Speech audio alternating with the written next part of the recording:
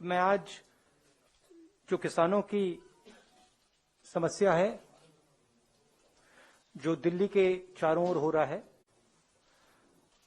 और बजट पे थोड़े पॉइंट्स रखना चाहता हूं।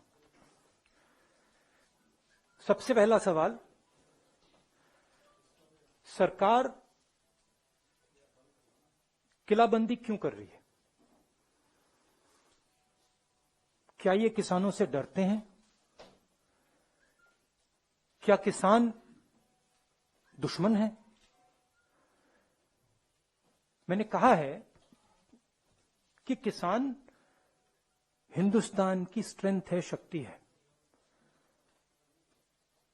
और इसको दबाना, मारना, धमकाना सरकार का काम नहीं है।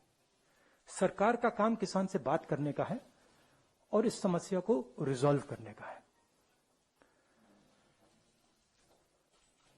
Today Delhi is surrounded by our farmers.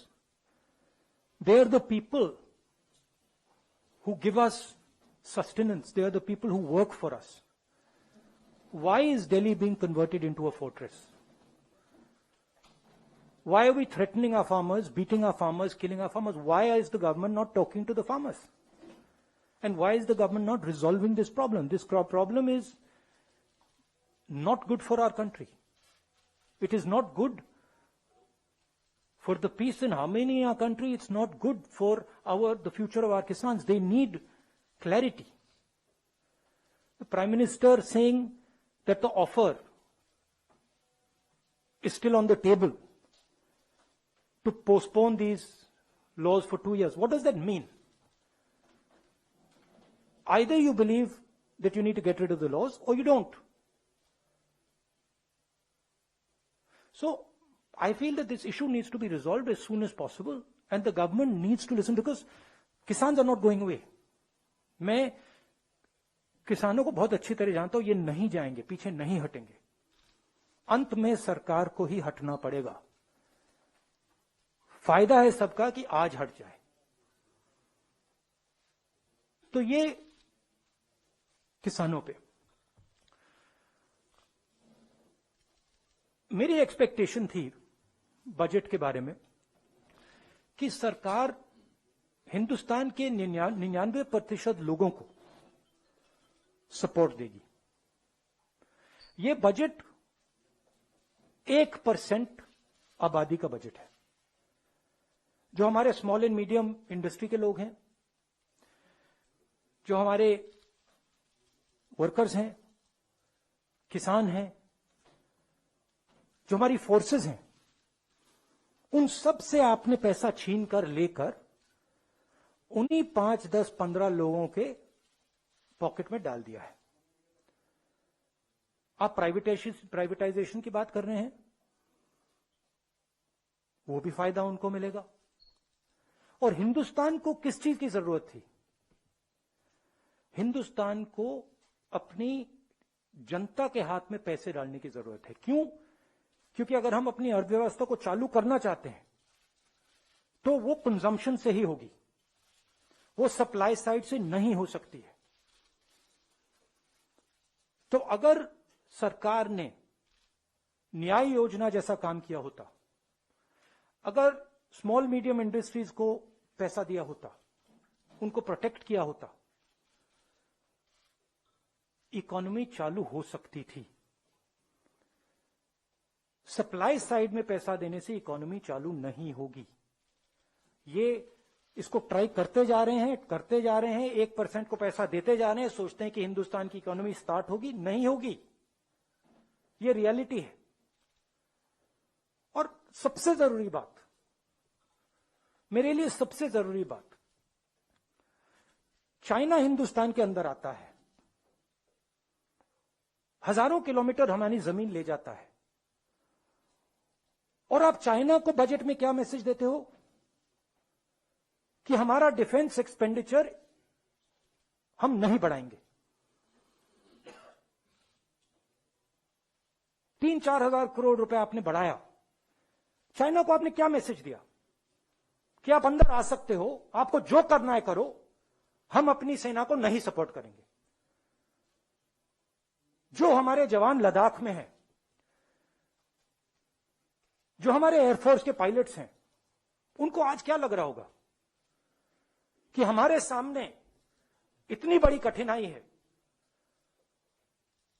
और हमारी सरकार फोर्सेस को पैसा नहीं दे रही है, और जो हमारा है फोर्सेस का है वो उन्हीं 5-10 लोगों को पैसा दिया जा रहा है।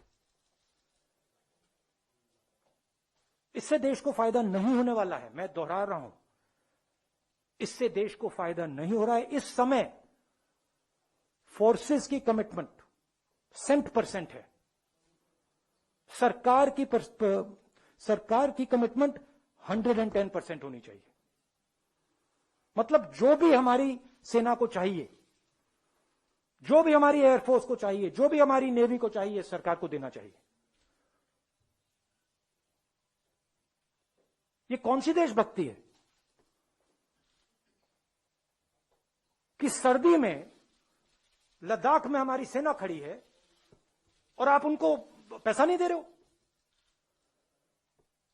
ये कौन सा नेशनलिज्म है? अब आप सवाल पूछिए।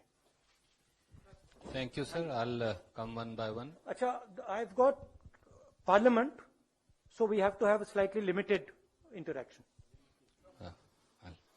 ANI, Siddharth.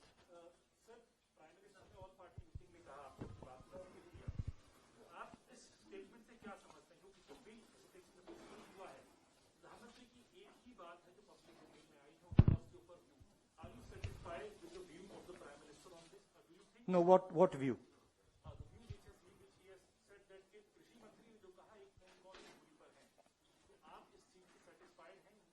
नहीं, द व्यू दैट वो जो ऑफर था उसको वो टेबल पे है, वो view.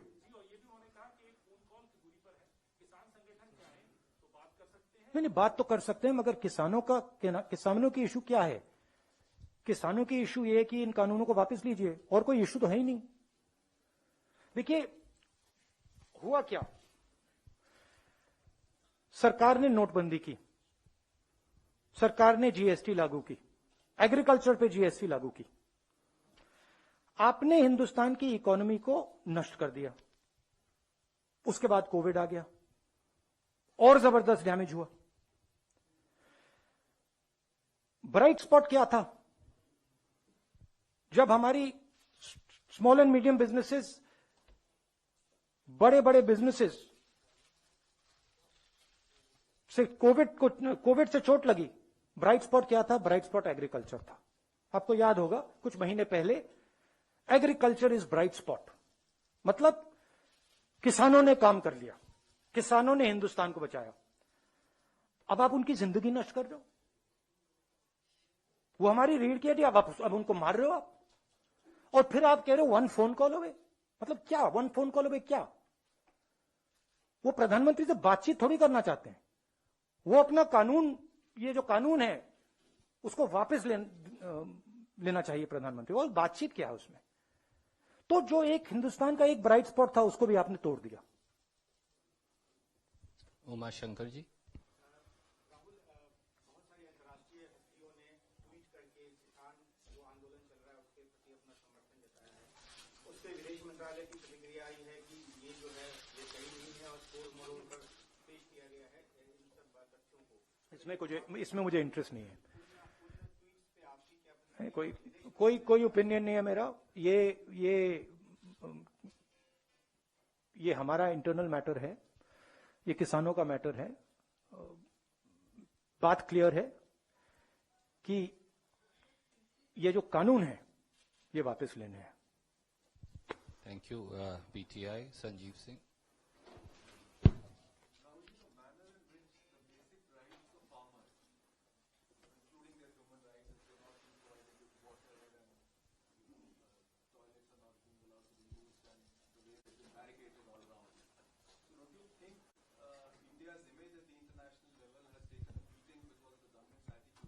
Oh, absolutely. Absolutely. The reputation of India has taken a massive hit. Not only on how we are treating our farmers, on how we treat our own people, how we treat journalists. It's taken a massive hit. Our biggest strength, you can call it soft power, has been shattered by the BJP and the RSS. Their mindset. Ashish from ABP. So why don't you ask, because Pallavi asked last time, so you ask. Okay.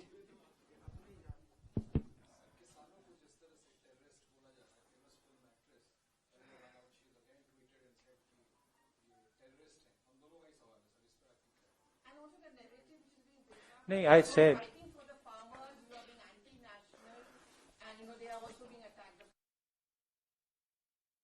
तो आपका कहना है कि जो इस देश में खेती करता है वो आतंकवादी है, मतलब देश के 60% लोग आतंकवादी हैं,